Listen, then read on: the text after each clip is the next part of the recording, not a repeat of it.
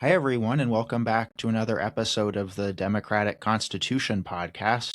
I'm really excited today to be talking with Professor Richard Wolff, and we're going to get into Rick's work. It's voluminous and have a nice conversation about that. First off, Rick, thanks so much for joining us. Your project, Democracy at Work, has a really wide reach and is very important. And I'm sure that at least some of our listeners are familiar with your work. Be that as it may, I was hoping that you could introduce yourself, including what drew you to leftist politics, also how you conceptualize your work and what you're really trying to accomplish. Thank you for the invitation. I'm very proud and happy to be interviewed here. I believe in what you're trying to do. Have followed your work as well. So this is a very friendly moment for me, and I'm glad to be here. Let me tell you a little bit briefly about myself, give you some idea of where I come from. My parents were Europeans. My mother was born and raised in Berlin, Germany, and my father in France. And so I spoke French and German as my first languages until I was about 5 years old. I was born in Youngstown, Ohio, my parents having become refugees from World War II, left Europe, never went back, and settled here in the United States. I was born here, went to school here, but I'm sure that my parents, what shall I call them, traumas. You know, if you are yanked out of the language, the culture, the home, the you name it, that you're born into and that you live, say, the first 20 years of your life in, that never leaves you. That stuff is all in you. And if you are wrenched out of it against your will, thrown into a country like the United States, where you are, on the one hand, grateful that you've survived, but on the other hand, you don't speak the language, you don't know the history, you don't have any friends, you nothing. You know, it's very very difficult, and all of that is in me. I was the first child born to this couple who had met as adults in Europe, but had met here. Um, so I think my political beginnings start right there. That I lived in a family. My parents had a second child, my sister, so four of us, and I had to come to terms. I had to figure out as I was growing older what had happened. How could I explain to myself the trauma that my parents had gone through, that I could see traces of in their lives, and that I began slowly to see traces of in me. And so I needed to understand myself. For my parents, they wanted me, quote unquote, to succeed. In other words, they wanted to protect me and my sister from what had befallen them. It was very important for me to be good in school, because if I was good in school, that would give me opportunities later on to find, in my mother's words, a safe place. I got all A's because I had to, because the alternative was to displease my parents, and that really wasn't an option. They weren't cruel, but they would start to cry if anything looked like it might be disturbing the forward motion that we were to proceed through. I went to Harvard as an undergraduate. Right away, you can see I'm the product of getting ready for that. My parents didn't know what Harvard really was. I didn't either. But my advisors at school did, and they made sure I went there. So I did. And then I went after that to graduate school in economics at Stanford in California. And when my professor that I went there for died, I left there not an attractive place, Stanford, and went to Yale. So I'm a bit of a poster boy for elite education in the United States, even though I was a scholarship kid at every point. My parents had no money at all, ever. They were refugees. They came with the coat they had, and that's about it. Um, and, they did all right. My father got jobs and all of that. But we were always financially insecure, and I'm sure that played a role in where I ended up. But here's the last one. My parents hoped that coming to the United States would not only be a rescue, a place of safety for which they were always grateful. They became American citizens and all of that out of gratitude for being able to come here. Many other of our relatives perished one way or another in the war. But they also thought that they were coming to what Europe could have and should have been, but got sidetracked by fascism. And they didn't find that. They found a society in which a frightening number of the same things, not in power yet, not dominant yet, and they were grateful for that, but they were there. And so the question became not only how could what happened to my parents happen? How could that happen? How could there be the gulf that I experienced between my humble beginnings and the wealth that was all around me at Harvard? I mean, gross wealth. I had another question. Why was capitalism in America, the system here, not a whole hell of a lot better than it in fact was? My father, who had a job in New York City, we lived in a suburb of New York City, a town called New Rochelle, you may know it, about a half an hour out of the city of downtown New York. And my father, like many people in that town, commuted in and out of New York every day on the train, and I would go with him sometimes. The train passes through Harlem, and when it does, it's on a raised platform. So you can literally see into the apartments lining the tracks from sitting in your seat in the train. So you go from the suburbs through the ghetto, the poverty. And I would, like a child, I asked my father, who are these dark-skinned people? And he explained to me straight out, no dressing. So I had yet another question, because here was an injustice obvious, clear, overwhelming, clashing with what my parents hoped for and what I was a young child learning.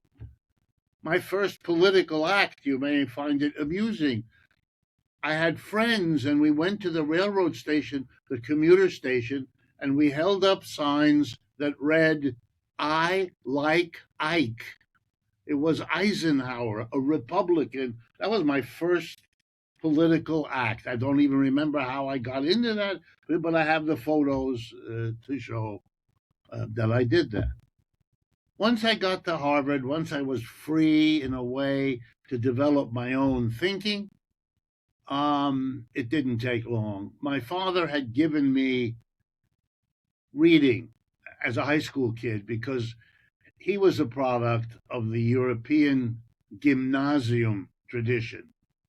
That's high school, but a much more developed and a much more rigorous. It's just at a higher level. It still is, but at that time, for example, he asked me in high school, "How's your Greek class going?" And I had to tell him there is no such thing. Okay, he said, "How's your Latin class going?" And I had to tell him there is no such thing. He couldn't believe it. He went with me into the school the next morning, and literally embarrassing me to death, berated the principal. Where's the Greek? Where's the Latin? The principal, a jolly guy who took this well, said, well, nobody teaches Greek. That's out. But I tell you what, if you get the parents of at least three other kids, so we have four high school kids who want Latin, we'll get you a Latin teacher, which my father did. And so I learned Latin because that was in Europe. You learn Latin and Greek, and you read the great literature of Greece and Rome, and that's part of your education. Just like you read the great philosophers. None of that happened in my high school. And so my father fed me books, and among the books he gave me weren't just Aristotle and Plato, although those were the first ones. He eventually gave me Karl Marx. And I have to say, because you're an American audience here, in Europe, if you were an educated person of the age of my father, reading Marx was part of your education. That was part of the Western literature canon that an educated person should be familiar with. So he gave it to me. He wasn't particularly a Marxist, but he wasn't ferociously against it. It's just that was part of what you give your kid. So he gave it to me. And boy, did I find that interesting. That critical relationship to what existed talked to me. I never stopped. I never stopped reading it and thinking about it and searching out people who could teach me, who could help me understand, answer questions. Meanwhile, I'm getting degrees at Harvard, then at Stanford, and then at Yale. I have, my BA from Harvard. I have three master's degrees, one from Stanford, two from Yale, and a PhD from Yale. It's kind of a joke. But I was in there for 10 years at the Ivy League. So I'm building up these sort of Ivy League credentials, more and more critical of I come to understand it's the capitalist system. That's what the problem is. Not all these other things which are problems, but I'm always looking for what's the root of it. Why does this problem happen? And it keeps taking me back to that's what Marx is good for. He helps you do that. He helps you trace it back. Like all good thinkers, they're trying to understand what's going on and why it happens. And so I am this peculiar character here at this point in my life. I have all the credentials of a professor of economics out of the fanciest prep schools for all of that. But I'm a Marxist critic. I think capitalism stinks. I have no idea about why it has been able to survive as long as it has. And I don't think it got that much more to go between you and me. But I don't bemoan that fact. I say, oh, good for that. Let's see, let's bring it on, as some of our leaders like to say. So that's what I am. I'm a critic of capitalism. I use the Marxian theory because it's very helpful. Is it the only one I use? Of course not. I'm trained in Adam Smith and David Ricardo. I've been a professor of economics all my life, teaching micro and macro, the conventional economic canon, because my employers required it and the students needed it. But I was always offering also critical courses for those students who were interested. They were elective courses. Students could take them. I've always had loads of students. I enjoy teaching, so I put on a bit of a show. I'm aware that I'm doing that. The people I learned to teach from were never my colleagues. My great teachers were George Carlin and Richard Pryor. Really, seriously, those are the people I studied for how to get complicated, difficult ideas across. Carlin in the realm of politics, Pryor in the realm of sex. But those are two tabooed subjects, and how you get them across to an audience that really wants to hear about it but thinks it oughtn't to. How do you do that? And they were geniuses at that, and I've tried, to apply it in my own work. Here's the final thing. I think capitalism hit its peak here in the United States, and it did so mostly in the second half of the 20th century, 45 to the end of the century. And the American empire, which was created along the way as the Americans stepped in to replace the British, who had the empire before us, the American empire is now following every other empire the human race has seen. Namely, it was born, namely, it evolved over time, and then it passed away. We are now in the pass away phase. It's not a question of whether, it's only a question of when, and we're already en route. We still have a way to go. We're still a big and powerful economy, no question, but our peak is not ahead of us, it's behind us. And it's already clear where the alternative is coming, unless you need, as so many Americans do, to deny it. And that is China. But it should be obvious. It is to more and more people every day, even Americans, but it's still a taboo here. You can't really say it. And I don't know how the Chinese are going to develop. And they, Lord knows, have their problems. This is not a celebration of China as some solution to the world's problem. Not at all. But it is what's coming next, one way or another. China and the BRICS, the alliance that it has built, that's the world. It's already the majority of the people on this planet, but it'll be more than that already pretty quick.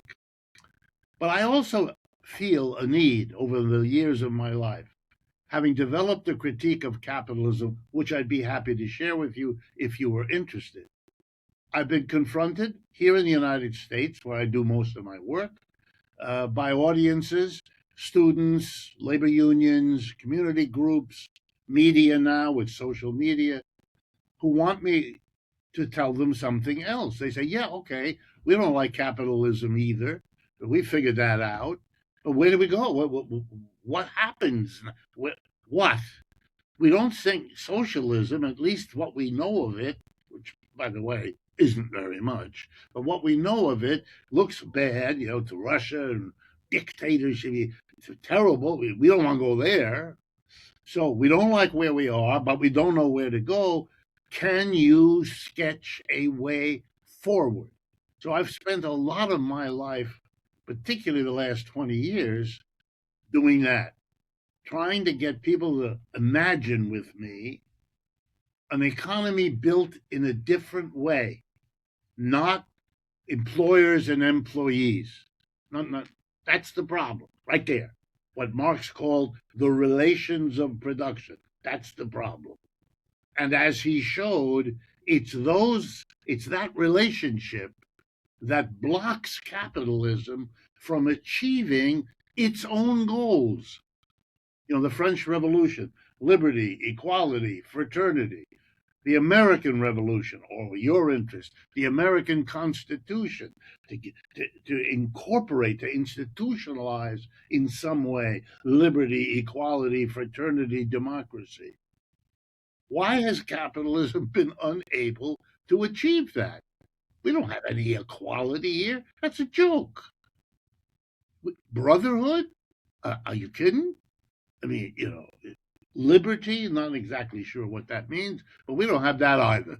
So, capitalism has not delivered what capitalism promised.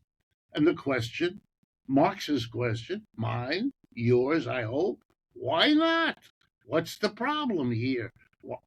And my answer is the way we organize enterprises. This employer employee relationship has got to go. It is the latest incarnation of what in earlier eras was called lord and serf, and before that, master and slave. Images that are very alive nowadays, in people's subconscious for damn good reason, because it isn't that different. Okay, that's the project then of democracy at work, the critique of capitalism on the one hand, but then advocacy for a transition to what in this country is called worker co ops. That's the closest institutionalization that we have in our society for this old idea. It's much more developed, say, in Spain or in Italy, but and in other parts of the world. So this is not a new idea. This is not a utopian fantasy. It has elements of that, sure, but it is also something human beings have constructed for a long time and have constructed in our lifetimes and are doing so as we speak. Sorry to take so long, but you asked. I sure did, and I really appreciate it. That was wonderful to hear, not just your upbringing and your interactions with your parents, your memories of going into downtown New York, passing over the train, but also your real interest in connecting with people, because you've certainly accumulated a lot of knowledge, and I'm sure continue to accumulate a lot of knowledge, but you are very concerned about sharing that with people in digestible ways. And so hearing the people you studied in order to convey that, someone else had shared with me, well, if you want to get good at writing in a very connective way or speaking in a very connective way, study the people, read the people, listen to the people who did that well, and absorb that, pick that up. So I appreciated hearing I, that little that's tidbit. not, if it isn't the only way, it is certainly the best way. Absolutely. I want to dive into this question of democracy, and that touches on obviously so many of the things that you were discussing. This attempt of people to imagine something different, this sense that people know that we don't have something, or we know that there's a problem, but what's the alternative, or what else could there be? How do we get from where we are to where we need to be? And I also think about democracy in terms of how do we get the power to change things? How do we get the power to push further? So I have this long way of introducing this point, and I wanted to get your reflection on all of this. I think that a critique of the US Constitution is growing on two fronts. So I think first we have that critique developing within the what I'll call the academy and the literary sphere. And there are several folks, Stephen Levitsky, Daniel Ziblatt at Harvard, this book Tyranny of the Minority, Robert Ovitz's book We the Elites, Tad Stormer's new book, A Resistance History of the United States, Aziz Rana's The Constitutional Bind, Erwin Chemerinsky's No Democracy Lasts Forever. I could keep going. Jill Lepore's recent book We the People, which won a Pulitzer. All these books, I think, leave behind a constitutional hagiography, which famously folks like Barbara Jordan, more recently Hakeem Jeffries, Nancy Pelosi have expressed at times. We've also seen articles and op-eds in the New York Times. There's something in the zeitgeist, I feel, in this regard.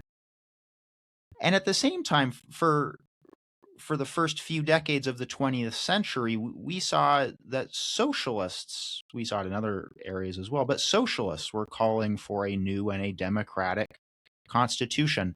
And today, the democratic socialism of America has picked up some of that. And I just wanted to read a brief section of their Workers Deserve More program. They say that our goal is to put workers in charge of the government through a new democratic constitution that establishes civil, political, and democratic rights for all, is based on proportional representation in a single federal legislature, and ends the role of money in politics. And Marx and Engels also spoke frequently about the need to win working class political power. Engels said it explicitly through a democratic constitution. They'd also refer to a democratic republic. So my point is to argue that we need to be talking about the need for a democratic constitution, something that would really change the political landscape in this country. I wanted to bring you into this conversation and see where you stand on all this stuff. Let me respond on two levels. One, on why I think it's a good idea to talk about a new constitution or a reworked constitution. And then the second, which may be more surprising to you, why I really agree with you about the timeliness. I think it's doable. So it's not just I'm going to give you an analysis of what I think would work or where we ought to go, but why I think that is a political argument in our time that we can make much progress with. So, first, the argument. I am a student of capitalism, a system in which most enterprises, whether they are public or private, are organized around a tiny group of people who make all the key economic decisions in each enterprise, whether it's a factory, an office, a store. It's a tiny group of people who sit at the top, the board of directors, if it takes the corporate form, an individual, if he or she or they started the enterprise, doesn't matter. And they decide what it produces, what technology is to be used, where the production is going to take place, and what is to be done with the output, or if you're in a market, the revenue you get from selling the output. Okay. The vast majority of people in each workplace are employees, not employers. Okay. This is not a democratic arrangement.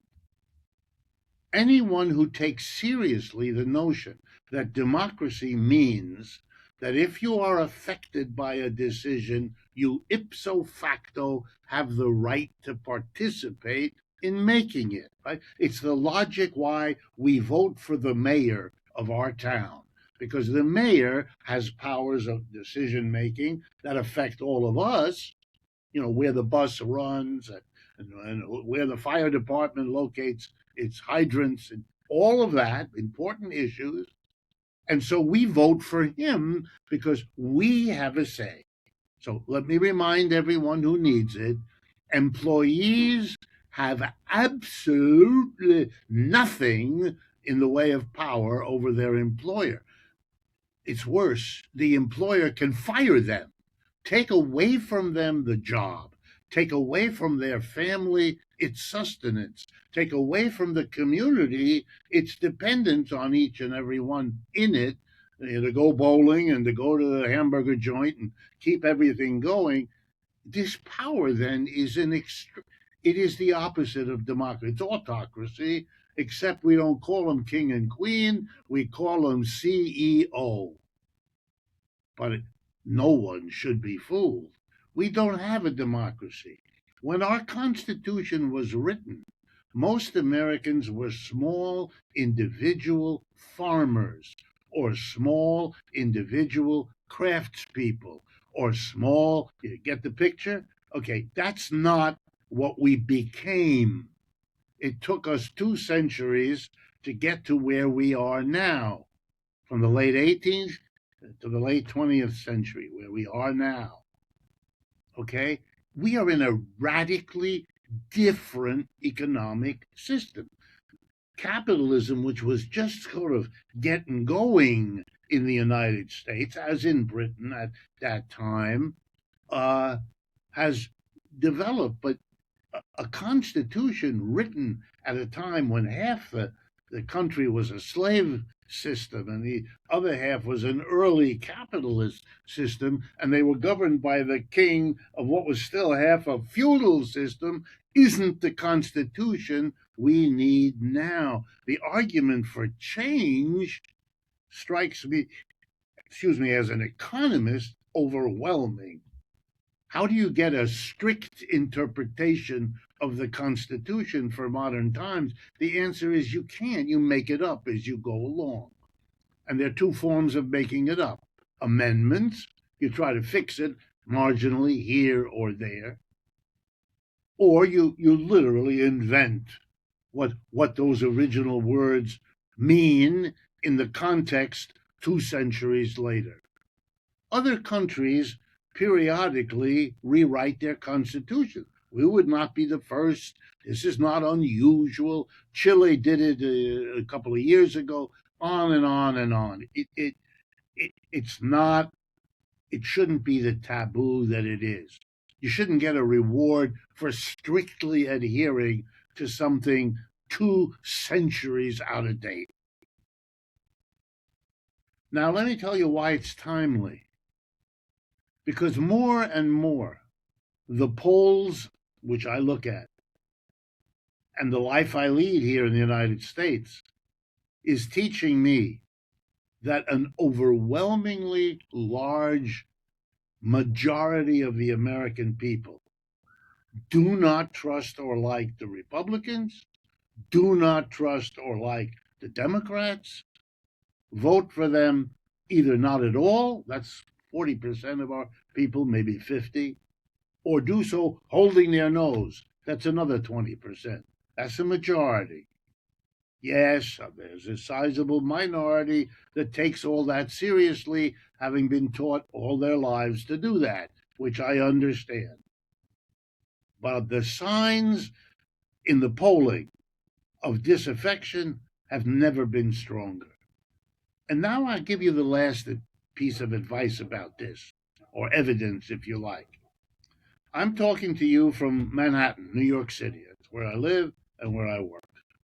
Last November, something extraordinary happened here. We had an election for mayor. That wasn't extraordinary. What was extraordinary was one of the candidates who came out of nowhere from a borough, not from the heart of New York, from a borough, Zoran Mamdani. Oh, right. Already you can tell from the name that this is something unusual, at least. Yes, he is what? Well, by self definition, he's running for the mayor as a Muslim socialist. What? If you had asked me a year and a half ago, and I've lived and worked in New York now for the last 25 years, if you had asked me a year ago whether such a thing was possible, I would have giggled. I would have thought, what a wonderful imagination you have. But the idea, no, no. And who is he running against? Your typical hack Democrat, Cuomo. A zero who has been an important figure in the Democratic Party because they collect people like him. He wants a career, wants to move forward, and let his, how shall I put this politely, tendencies to sexual predation carry him away. And they carried him right out of the running. New York City is the place where there are more Jewish people than probably any other city in the United States. Big population here. When asked what he would do if Israeli leader Netanyahu visited New York, Zoran Mamdani, while running for mayor, said he would have him arrested. The Jews voted for him. What's going on? He won. He didn't just win.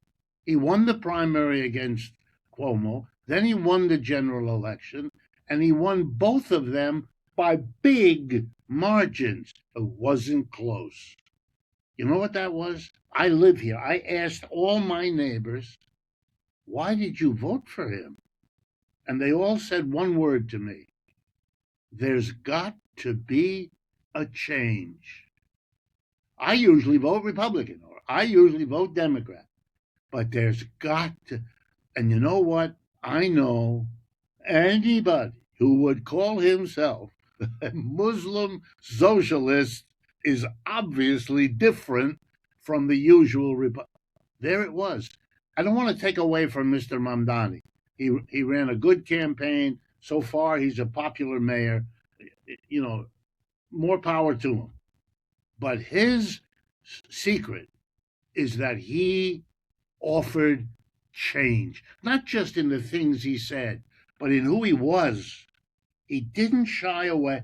I am a Muslim, and I'm going to be observing the Muslim holidays, and I'm going to be a socialist, and I'm going to tax the rich, and people in New York loved it, and they love it now. So I don't think you and your group should ever these days shy away from saying you want, if that's your position, I don't know, you know, you want a new constitution. You want us to revisit the old one, talk about what we need and want now, and rewrite it, knowing that in the future people will do that again, and that's how it should be.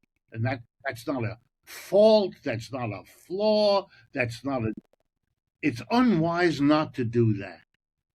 I agree with many of the points you make, and just that one you made right there, which is the proposal for a democratic constitution, again, is not a proposal to create something arguably like the one we have now, in which it's very difficult to change and a whole sort of infrastructure develops around it that puts it on a pedestal and so on and so forth. It's to create a political system that's actually flexible and responsive to the needs that we currently face. And as many people have pointed out, it's so obviously not responding or able to meet those needs. Well, I mean, let me give you one example that comes out of what I talked about with you a moment ago. In my judgment, there ought to be an opportunity for for the people of the United States regularly to express themselves on a topic that isn't raised in the Constitution, but ought to be. I mean, here's one way to put it. Do you want to live in a country where everything in the way of enterprises is organized employer employee? That's one way to do it. That's the way we know. But here's an alternative. Here is the worker co a horizontal arrangement in which everybody has one person, one vote, and you vote and you decide democratically what this enterprise will produce, what technology it will use, where it will do it, and how do you dispose. And then I try to explain to people, suppose we did that. Suppose the distribution of income in this factory or this office or this store were decided democratically. Do you think we would give the Elon Musks of such a world billions and billions and billions, while most of us who work here can't send our kids to college? We're not going to do that. No community is going to do that. That's not going to happen. And if you want to deal with inequality, capitalism has shown itself to be incapable of doing that.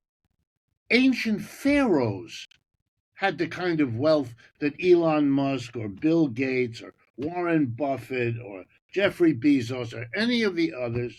Well, what are we doing here? They can buy countries. President Trump gets inaugurated, sitting behind him are 10 million, a billionaire. What is this? What is this? Every 20 years we have a book comes out, says, here in America, we got a lot of poor people. And we all discover, gee, yeah, we do. We have a lot of poor. Then we have a poor people program. And then that fizzles out over 20 years. And along comes another nice young man or young woman writes a book. We got puppet. This is a bad joke. We don't do anything about it. We can't, because we don't deal with the underlying problem. And what we end up doing is making life difficult for ourselves by having bitter fights over redistributing the wealth. After we distribute it unequally, then we want to say, okay, we're going to pay you $5 million an hour for your job. But we're going to come later and tax some of that away from you, and we're going to tell you it's to help the poor people.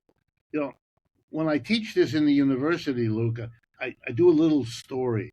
I say, imagine if you had two children and you're a nice parent and you take your kids to the park like nice parents do. And in the park, you encounter an ice cream vendor, which you will. And the children say, oh, ice cream. And you buy two beautiful ice creams from the vendor.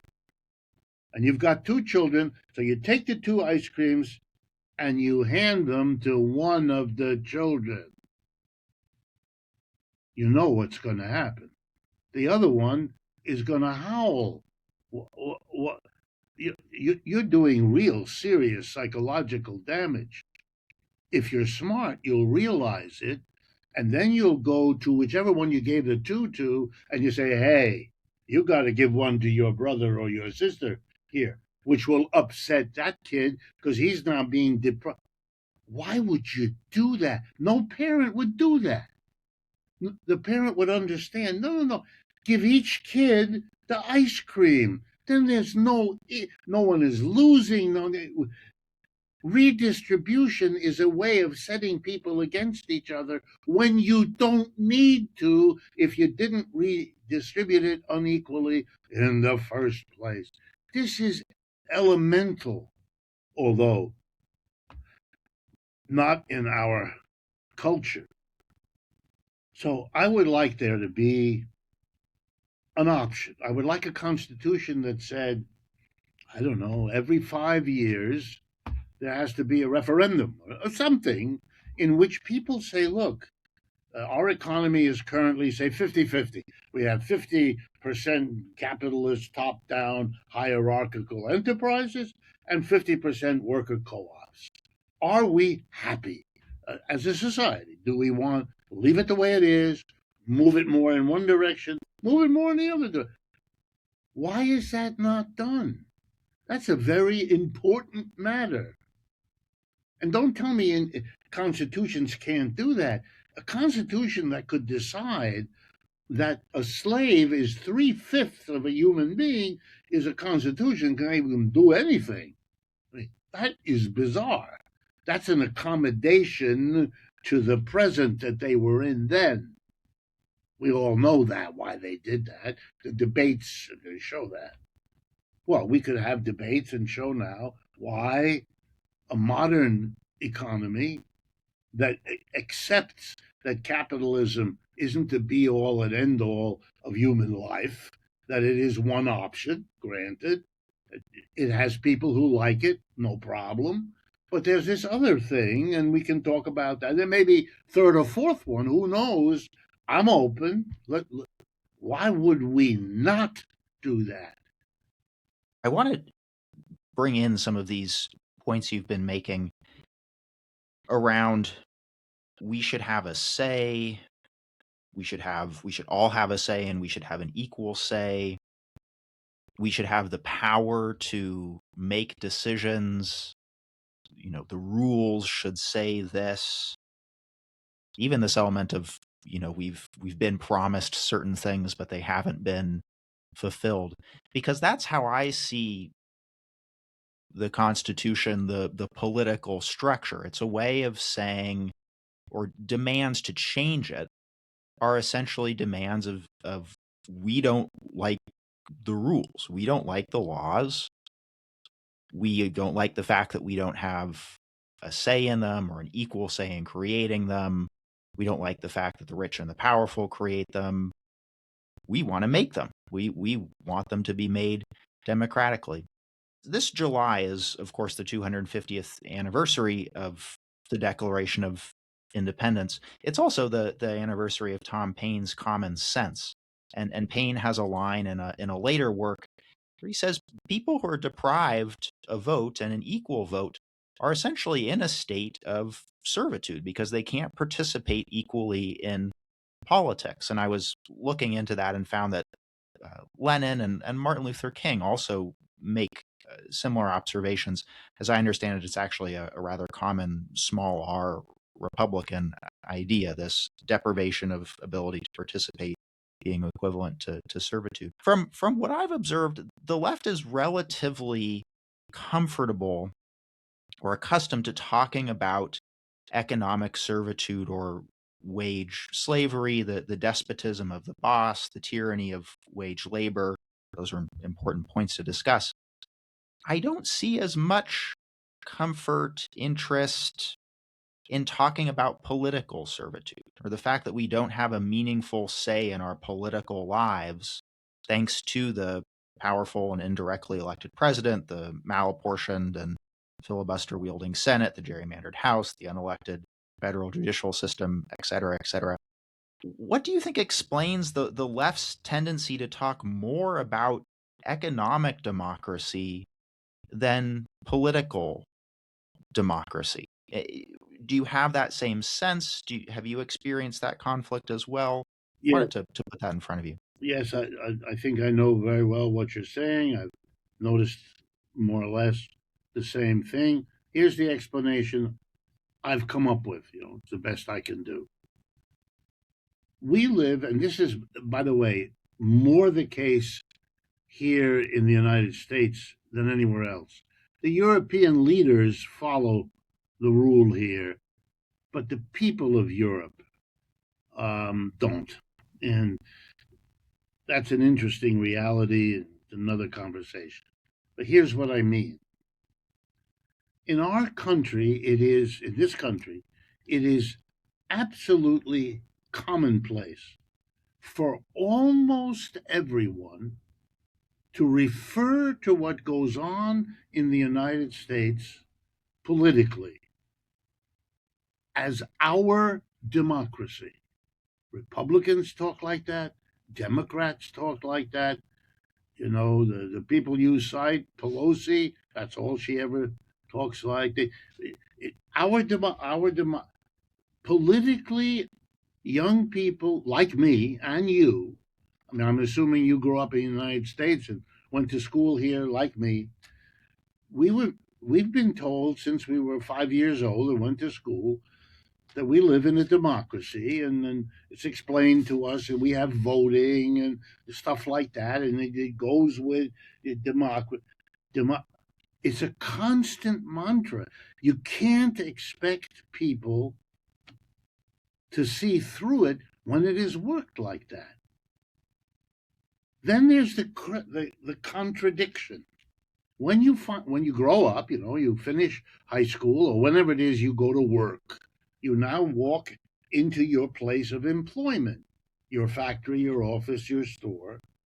And whether you register it consciously or not, you figure out within hours that this is not a democracy. You know very well. You're introduced to who your supervisor is, and you're explained that supervisor has another one.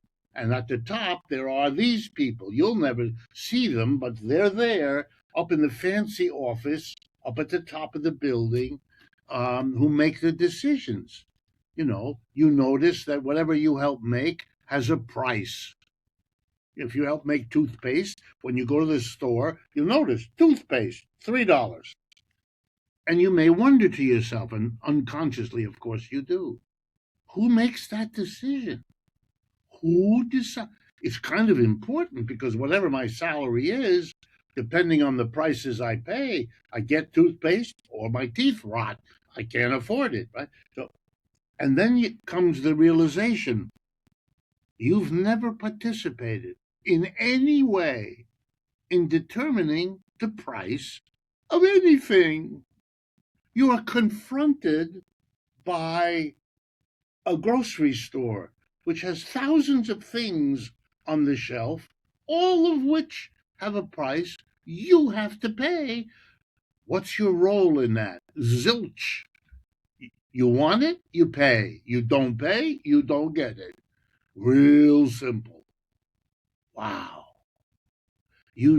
On some level, however primitive, that here you have been reduced. In the political realm, you're constantly told, granted, it isn't clearly true, but it's very hard to go against what everybody is saying to you.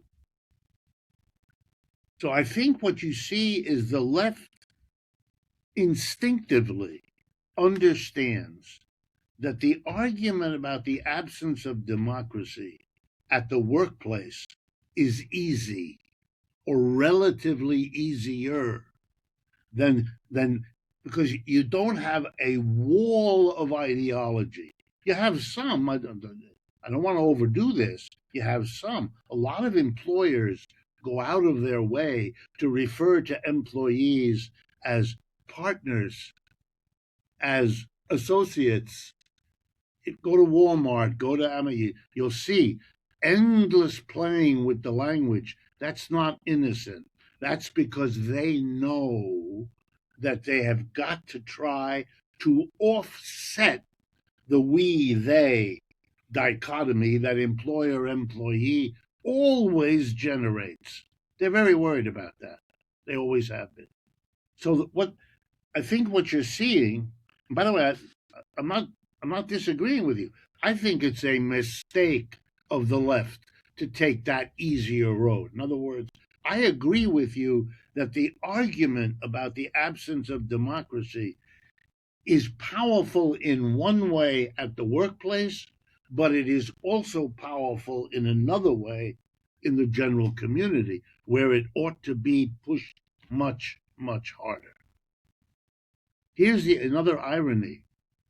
People who, the same community who wants to call us a democracy, is also livid, and I really mean that, including people who define themselves as conservatives, by the inequality of income and wealth. I don't know if you're familiar with it, but my work, I have to do this. There are polls, Gallup poll and other very well recognized polls, that ask people very interestingly, what is the distribution of income in this country? One question. Second question, what would you wish it to be? So, what is it, and what would you wish it to be? All of them, and then the pollster then shows what the actual distribution is. So you can see what the actual is, you can see what people think it is, and then what people want. Okay, here we go. People think it's unequal and want it to be less unequal. Crystal clear. But both what they think it is and what they wish are way below what it actually is. In other words, in the struggle people have, they are aware that something here, doesn't smell good. They know. And so the left, if it went to work on these issues that way, I think would have a very ready audience. Well, I appreciate that point that this is work that the left needs to do. Yeah. If something might not be crystal clear, but that's okay. Our job is to be making these connections, and it can be done. The fact that the minimum wage isn't higher, or that certain workplace issues are the way they are, but other things as well. Other questions related to war, the environment, police abuse, all of these things. For me, it comes down to this question of political control, and do you have a say in who's pressing the buttons and making the decisions? And the Constitution, as I see it, is just set up to deny that. So I appreciate you putting those two things together, saying an analysis of the undemocratic economy is lacking if you don't have an analysis of the undemocratic political system. Absolutely. If someone says to me, well, why wasn't the U.S. Constitution interpreted over the years in such a way as to actually give accountability, to give the mass of people? Because I think that's a reasonable question. Every document is open to multiple interpretations. So why not? And the answer I would give is that the economic system is so hierarchical, so unequal. If you put a tiny group of people, just to be crude about it, if you put a tiny group of people in charge of every enterprise, can you really be surprised if they end up hogging the profits that the enterprise makes for themselves? I mean, you put them in charge. I mean, it's a little bit like, tempting children with something they shouldn't do. You shouldn't do that, Billy. You shouldn't do that, Mary. But then putting it right in front of them, and then Billy or Mary cave in and grab it. I, we know human beings are complicated and they have their flaws and failings. We all do. Don't set it up this way. Don't do that. Don't give a handful of people a disproportionate power. I mean, isn't that the idea, the whole idea behind so called checks and balances? You don't want too much power in one place, the judiciary, so you make sure it's balanced by the legislative and the two by the executive in order to, okay, that logic is fine. Let's just extend it. Why are you allowing a tiny group of people at the top? If you know how a corporation works, everybody in the company works to produce a profit. Then the board of directors, usually 10 to 20 people, sit in a room and decide who gets the profit. How much is distributed to shareholders as dividends? How much is used to embellish the offices of the high officials? How much is used to invest in another company? What? We all live with the results, but they all make the decision. And our power over them? Zilch. We did. When you lay it out for people, that's another interesting contradiction. This country survives by constantly talking to people about how it's a democracy. Now, that, on the one hand, shuts down criticism. On the other hand, I'm influenced by the German philosopher Hegel. Everything is contradictory. So at the same time, that's a vulnerability. If you keep saying democracy, democracy, it gives critics like me an opportunity to say, what democracy? Where is it? How are you? What is this claim you are making? It doesn't hold. I think those contradictions, that question of what do you mean? You say this, but what do we actually experience will become very, well, they already are so apparent. I'd like to think that this 250th anniversary is in some ways an opportunity, though it's fast approaching us, to say, well, okay, you know, we have these declarations of universal and equal rights, the ability to recreate a political system if it's not meeting those rights. Do we actually have those? Have those actually been realized? So there are just so many opportunities, especially, I suppose, with the Trump administration, to point to just these glaring contradictions in what we're told and to use those Well, as yeah, educational opportunities. let me Yeah, give you an example of what you just said please. that I think is appropriate.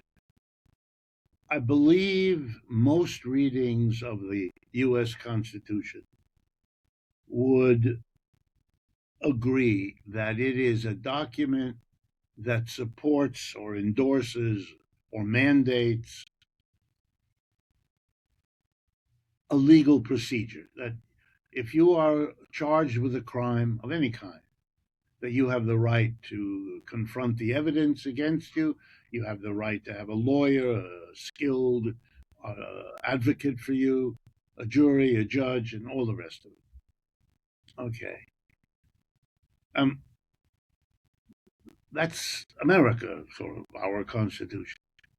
Well, over the last 6 months, the United States government, using our tax money, I'm not going to choose my words here, I'm going to be blunt, murdered about 200 fishermen in boats in the Caribbean and in the Eastern Pacific. When asked why it did this, It would find the boat, it would hit it with a missile and blow the boat out of the water, killing, 4 or 5 fishermen that are on the boat. The president and the minister of defense of war now said these are narco traffickers. Reporters asked, how do you know they're narco traffickers? No answer. Did anyone board these boats before? No. Up until 6 months ago, the procedure around the world by international law is if you suspect that, you can let the boat know you demand to view it, to board it, to inspect it. If they're carrying contraband, illegal stuff, you tow them to wherever they come from or some other port, and then get subject to the legal procedures. Here in the United States, we arrest narco traffickers all the time. I mean, it's a big problem in our country, and we have our prisons are full of those people, etc. Here's what happens if you get arrested for dealing drugs. You get a lawyer, you get a jury, you get a judge, you get all that.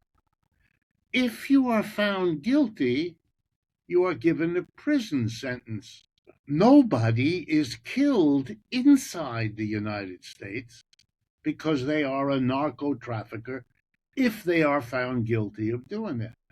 So you want to tell me, how is it possible that we are doing what we are? And the latest one was last week, so I'm not talking about something that happened long ago. How is it possible that the government would do it?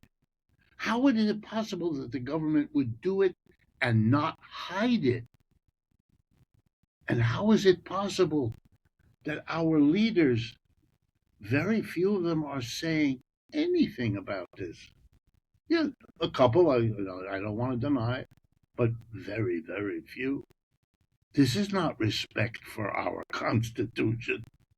This is the grossest disrespect one could imagine. Empowering a secret police that wears bandanas so you can't identify them, saying that they're only there to get criminals who are immigrants, which begs the question, why do we have a police force? That's what we have police for, to get criminals. Whether they're immigrants or not is really immaterial. Police have been arresting criminal immigrants for hundreds of years. What? We have a secret police, ICE, and they can hide themselves. And they're abusing people literally. It's so bad, it's in the press all the time. You don't need people like me to ferret out an example. It's in the newspaper. This old lady, that old man, this person who isn't a criminal, this one who isn't an immigrant. I mean, it's a joke. It's a joke. But it's not no one's laughing. And there they are. And the Democrats don't do much about it, hoping to cash in on the hostility to it, but not willing to do much. And then to have those kinds of people tell you you should respect the Constitution. Wow. Well, those are two great examples. And honestly, it's why I think an argument should be made to many of the folks. There are different folks going out in the No Kings protests, but many of the folks to say, okay, you're making this argument around no kings. You're seeing how powerful the presidency has become in the United States. Let's think beyond just getting a new person in there, and let's talk about the fundamental political structure.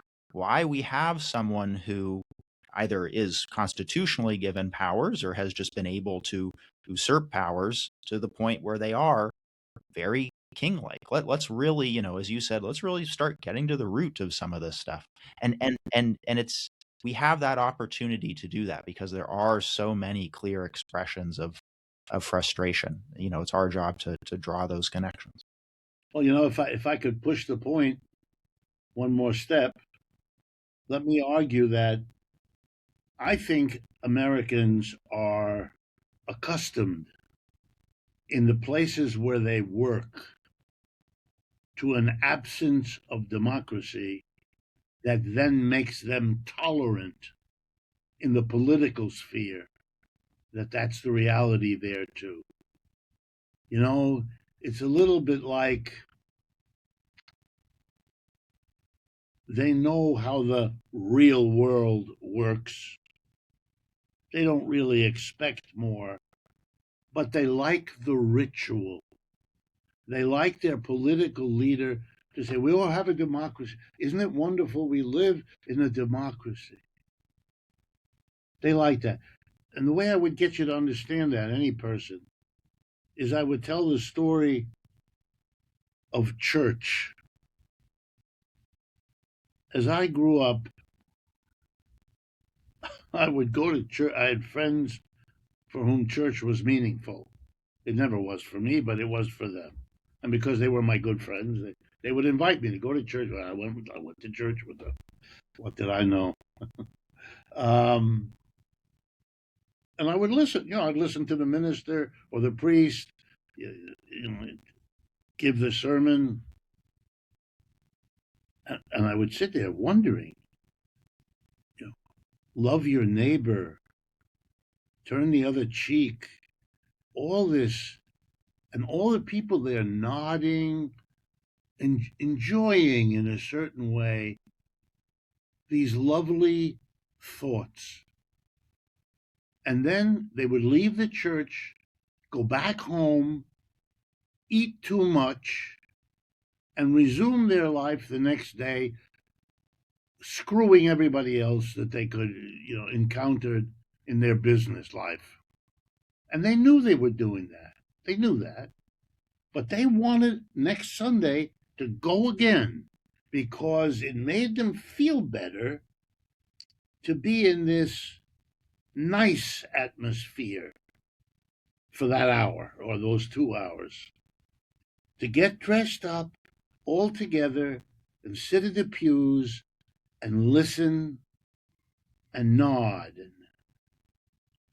But the idea that there was a screaming contradiction between what was being advocated by your minister in front of you and what you were doing, and that the minister knew what you were. He knew he's like you. He functioned in this society. He knows. You know what he says is make believe, and he knows what you do all the rest of the week.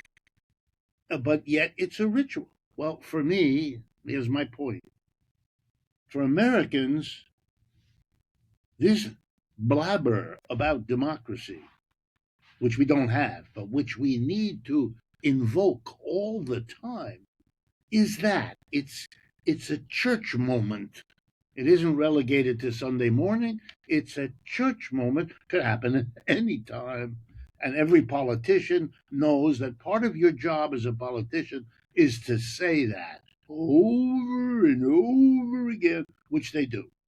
Makes me think of what you talked about around alternatives and how, speaking with folks you knew who voted for Zoran, saying there's got to be some alternative to what we've known for so long.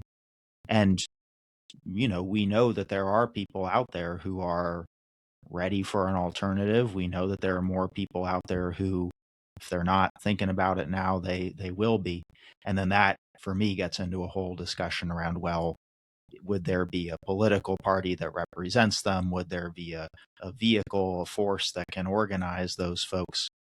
But we're going to have more and more folks coming to us who are saying, I'm ready for that alternative. Well, let me give you an example. One of the things Zoran Mamdani pushed during his campaign and now as mayor is a special real estate tax on people who have a second apartment in New York City worth $5 million or more. So anybody who has a second apartment worth less than that is not covered by this. I mean, doesn't pay. You just pay if you have more than 5 minutes. Okay? This was excoriated by all the rich, usual political honchos. But guess what? The New York State legislature passed it. That's not just Mr. Mamdani's political power, although it's partly that. It's also that in communities across the state, and New York City is very different from the rest of the state of New York. It's an enormous city. The rest of the state isn't. But it means that legislators elected from all the different parts of New York State voted for this. And a good number of them voted out of sympathy. They did not want to have to go back into their district in the old industrial area, upstate New York. I don't know if you know New York, Troy, Schenectady, Buffalo, Rochester. These are really troubled cities. They lost most of their industry.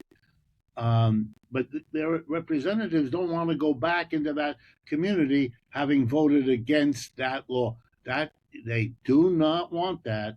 And why? Because they know what people think about this stuff, and that will give whoever opposes them, a platform on which to do so. They don't want to give them that, and they're not alone. If that's true of upstate New York, it's true throughout the Midwest and a lot of other places. Well, you bring up a good point, which is a whole other conversation in of itself. But states and the constitutional systems within the states, because Mamdani might have positive ideas, and it sounds like in this case the state legislature passes it. In other cases, perhaps They will. not so much. It makes me think of, I was talking recently with someone named Oliver Larkin, who's running for the House in Florida, and he was explaining to me all of the undemocratic hoops he has to jump through. His district just got redrawn. It just got gerrymandered, just a few days ago, and the power of the governor and, the super majorities and so on and so forth. So at every level, one encounters these obstacles. Yeah. And the very people who sat in the room redrawing the maps to screw this one and to give a secure seat to that one will tell you about the democratic system we're all defending. And they will not. And if you do that often enough, you no longer see the contradiction. It's. I have people visiting me here in New York, and there are certain neighborhoods here in New York where if you walk through the neighborhood during the day, you will be accosted by panhandler people that are, want you to give them some money or something. And, if you see that every day, after a while, you don't see it anymore. I can't tell you how many times visitors have looked at me after we've walked a block or two here in Manhattan and said, "Did you see that woman?" And I didn't. She passed right in front of me. But, my eyes have been trained. I don't see them because it's too awkward. If a hand is reached out, I reach for my wallet because I kind of should, but I don't want to. How do I resolve it? I don't see it. Then I don't have to reach for my. But that self training makes you blind, literally. I can give you a thumbnail on Trump if you want. Please, absolutely. For me, Mr. Trump is a symptom, a symbol. He's not the issue. The only interesting question about Mr. Trump is how did a character like this get to be the president of this country? That's the question. And if you don't answer that question and do something, you're going to get more of him. I mean, there are hundreds lining up trying to be like him. Texas just gave their Republican Senate nomination to Mr. Paxton, and he's a Trump clone. So You better ask. For, and here's my answer. I think the American empire is declining. I think most Americans deny it, but somewhere else they know it.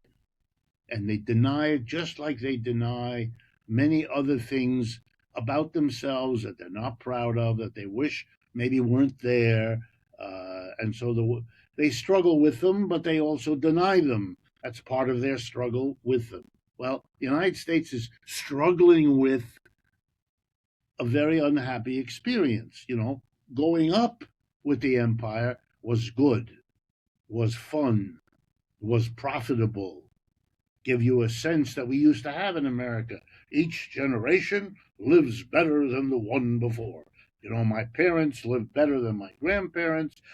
I lived, that's all over. That's done. That's not happening again.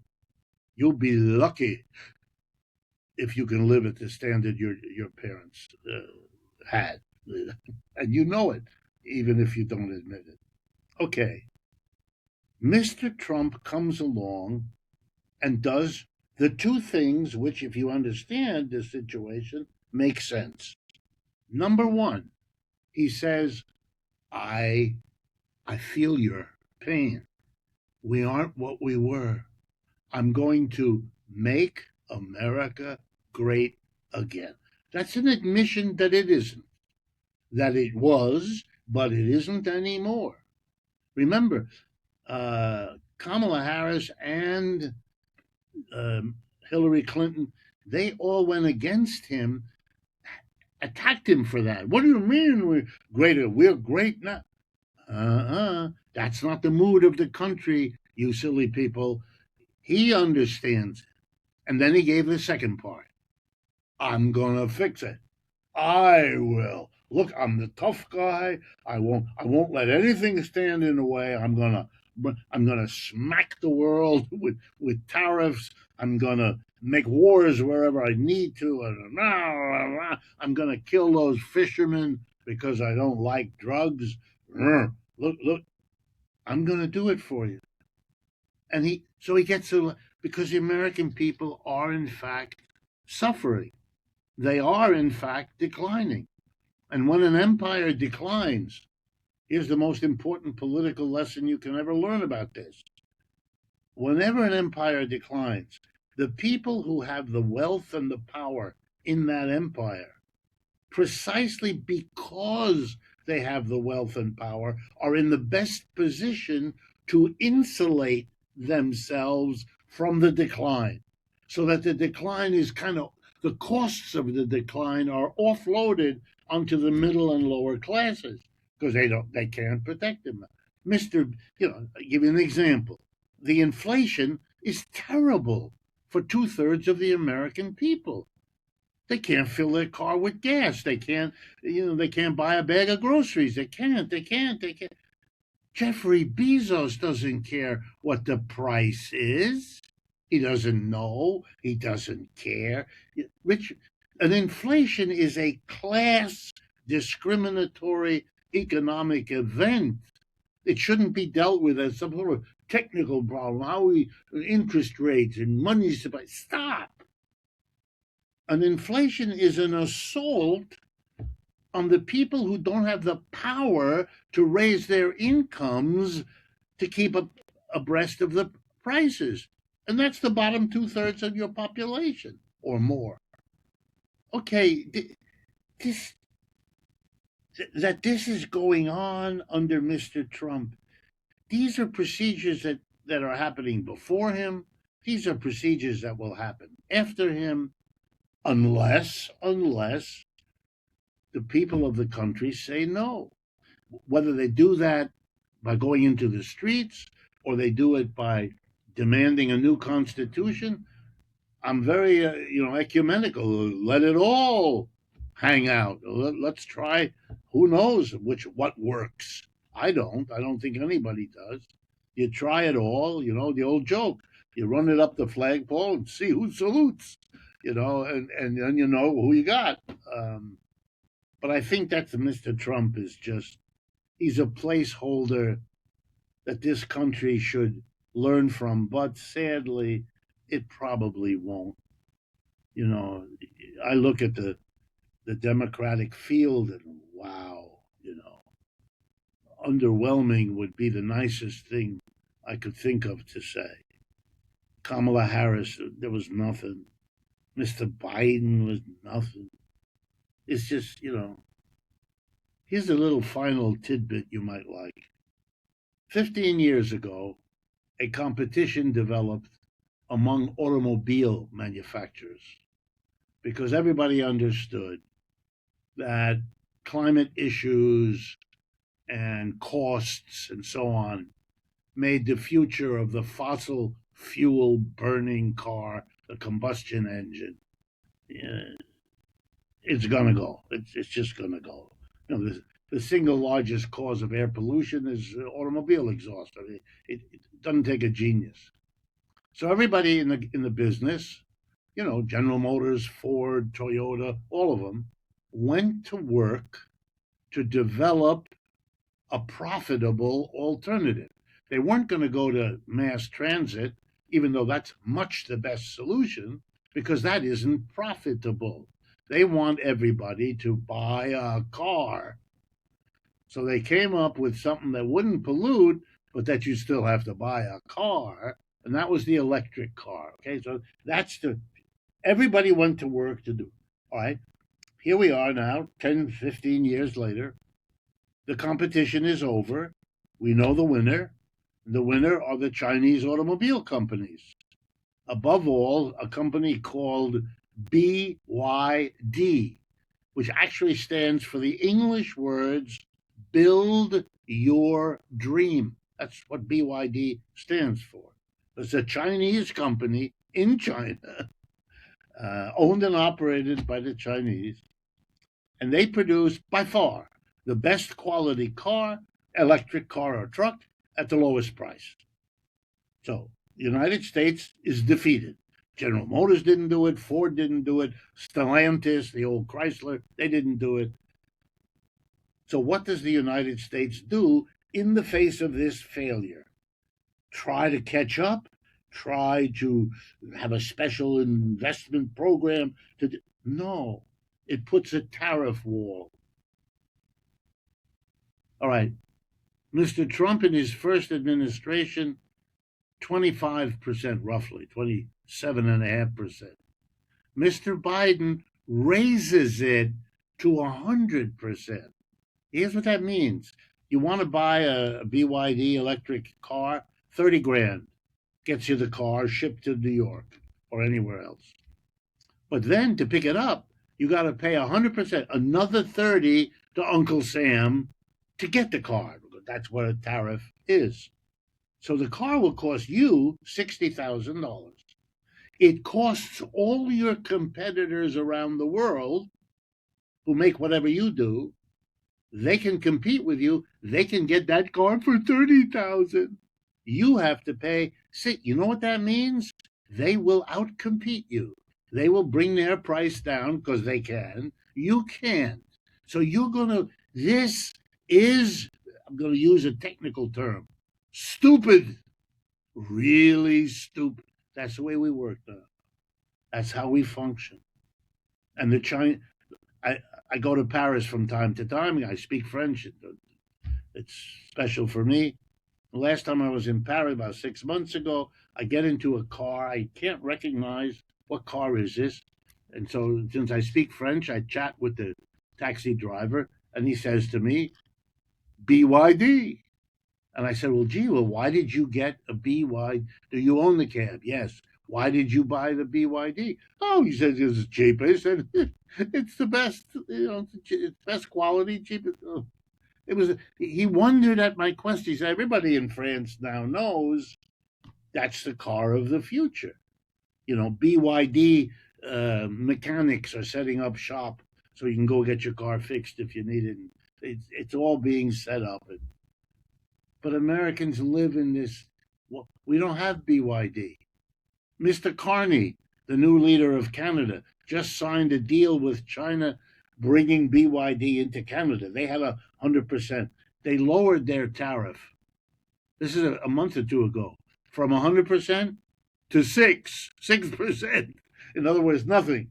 So now Americans will go to Canada, pick up the car. It's over. Let me leave you with this. The American empire is over. It's not coming back.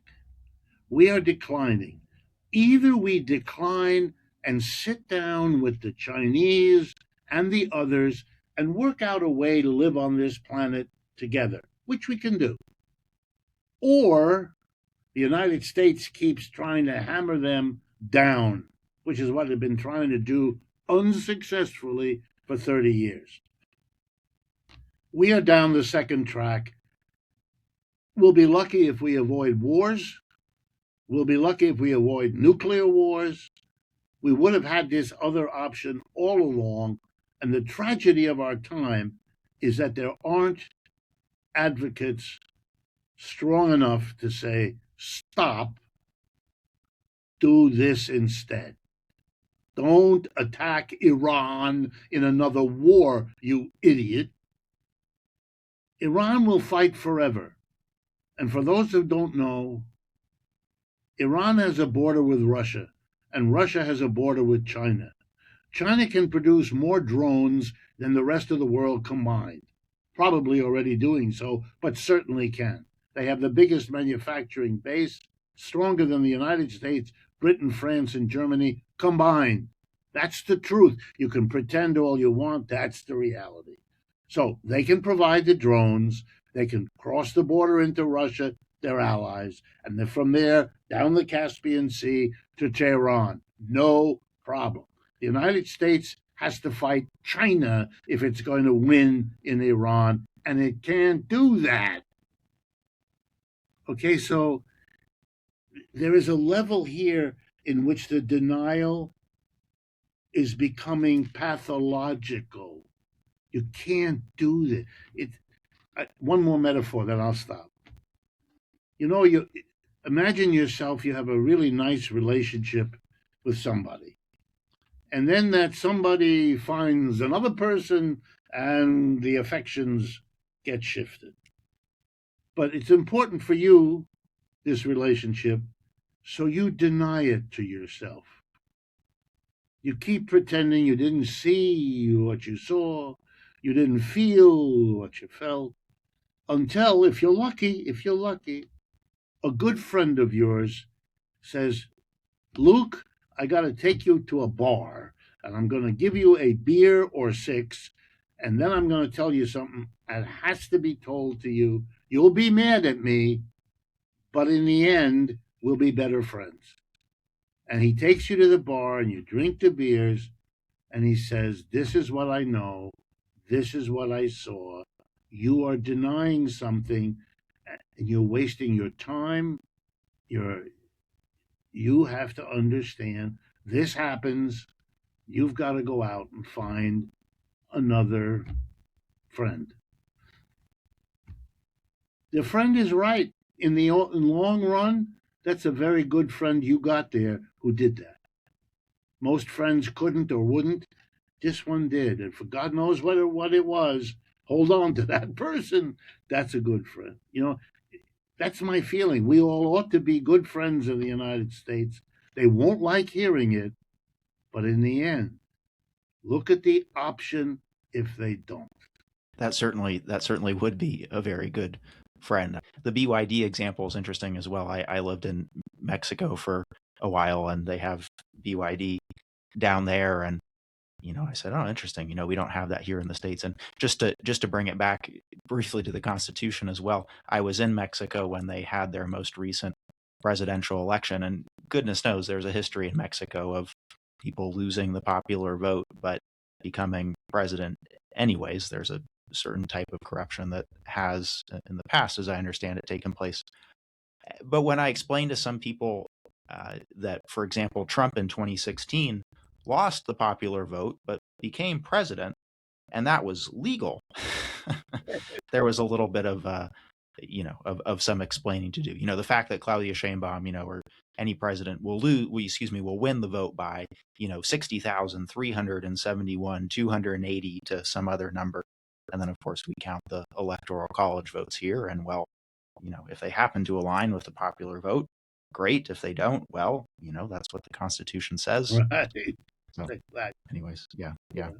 And all the other, that there are states in the United States that have a tiny fraction of what other states have in the way of people, and they both have senators. What? What? Why are you doing that? And why in that particular way? I mean, why isn't that graded? Why is it all two or nothing? I mean, what? Those are all perfectly reason. They were reasonable questions when they did it, but and they debated it because they were reasonable questions. We can't debate now, 2 centuries later, even though they did. I mean, you know. I'm hopeful. I think that debate is going to keep getting stronger, but it is wild. And why does Article 5 say, well, if you want to change that particular spot in the Senate around apportionment, every state has to agree. Every single one, even the ones that would lose their power by that. No 2/3, 3/4, every single one. So you go, holy cow! Quite the mess we've been straddled with. But Anyway, I you appreciate keep your pushing work. forward. If you want to continue the conversation sometime, don't hesitate.